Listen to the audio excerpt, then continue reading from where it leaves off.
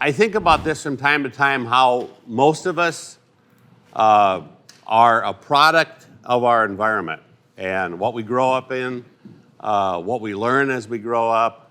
And I'll tell you just a little bit of my history.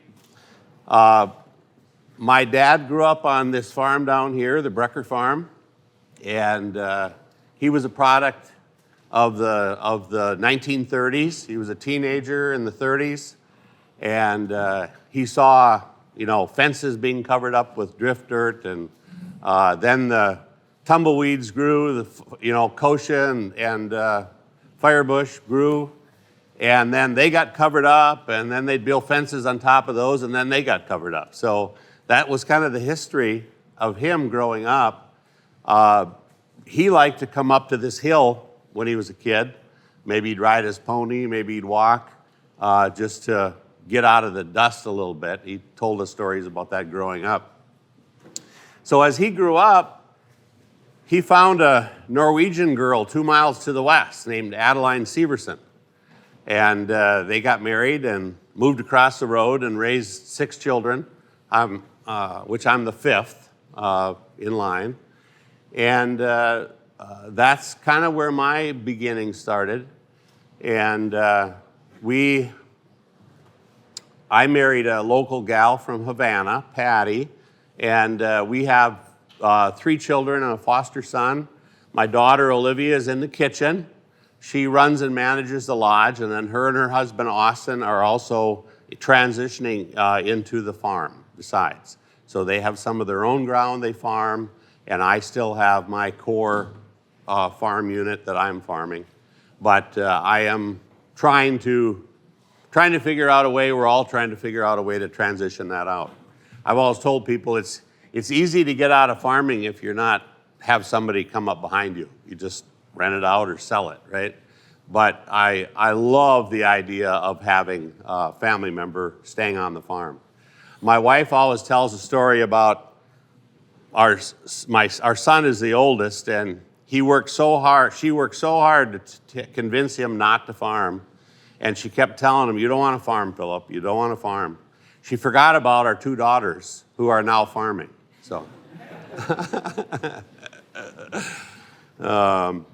so what happened growing up, that impacted me in those life experiences?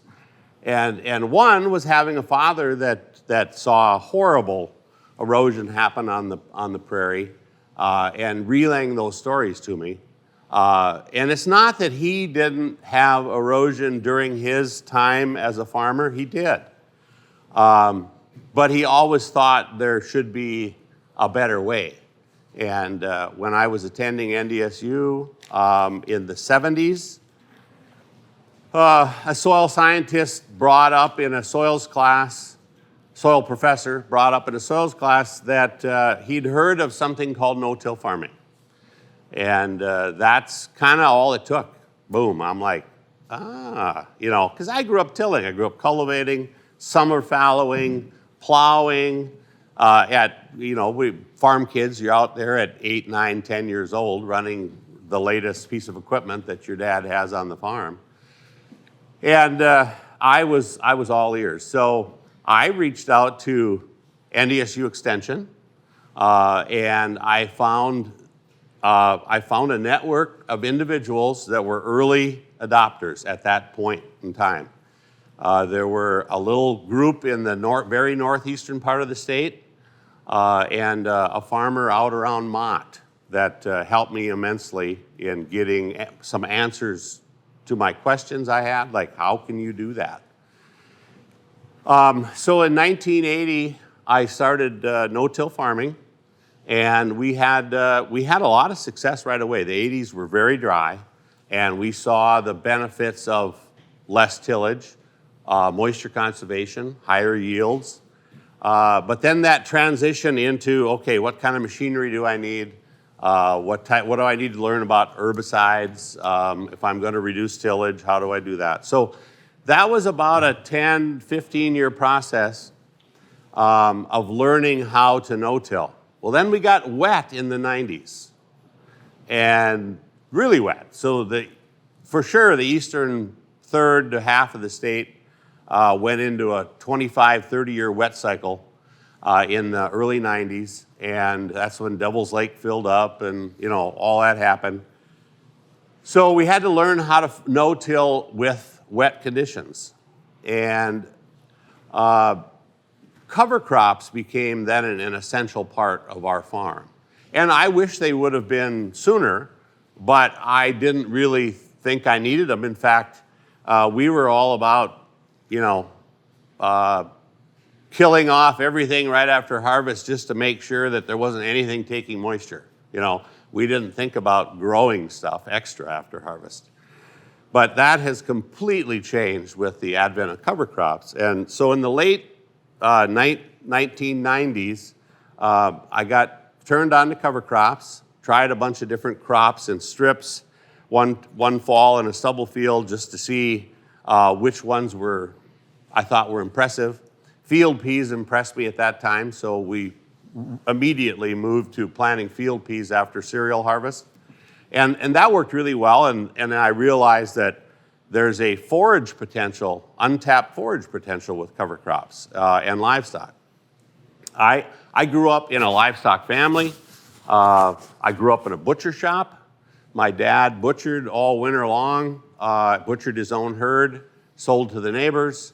So I have that livestock component. Now, when we built the lodge 10, 12 years ago, I just decided I had to get rid of some chores if I'm adding more. So I did sell my cows that are grazing in the pasture here to my cousin, and now they manage the cow herd and rent my pasture land from me. But we rotationally graze, and they also graze cover crops in the fall, including mine.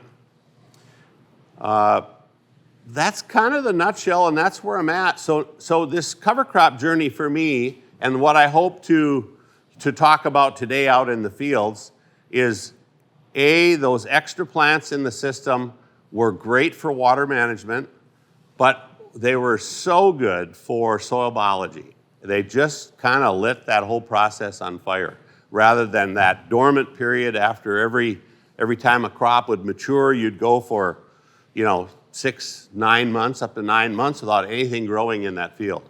And the field would kind of go dormant, and then you'd fire up again the next year.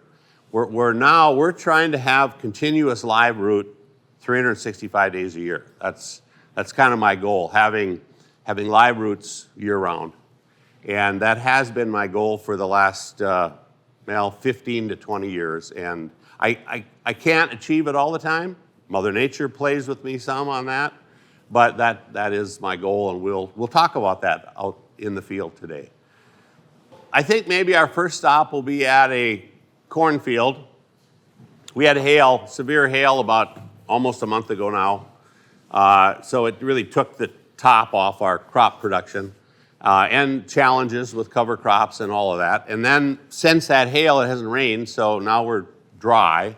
At least the surface is. We have moisture down below, as you'll see today, but we need that connecting moisture for starting new crops. So we're going to see a cornfield in wide rows with cover crops planted between them. And the wide rows is just for that purpose. It isn't that I get a kick out of raising wide row corn, other than it enables me to get cover crops established between them and hopefully get them to survive, because the whole idea in that cover crop mix between the corn is to give me that overwintering component and then be my cover crop the next spring. And what I've noticed is, I have noticed that it allows me to reduce herbicide use. I'm not an organic farmer. Never say never, but I am not. But I have been able to reduce herbicides significantly by having these overwintering competitive cover crops in my system. So then the soybeans the next year get planted green into rye and alfalfa that overwinter, hopefully, in that wide space corn. We'll see that in the field today, so that'll be one of the stops. And then I raise a specialty crop, radish or camelina for seed production, then following soybeans, and then I'll plant cereal rye, usually cereal rye or winter wheat, into that radish stubble, right after radish harvest, and then begin that process then for another overwintering crop, competitive.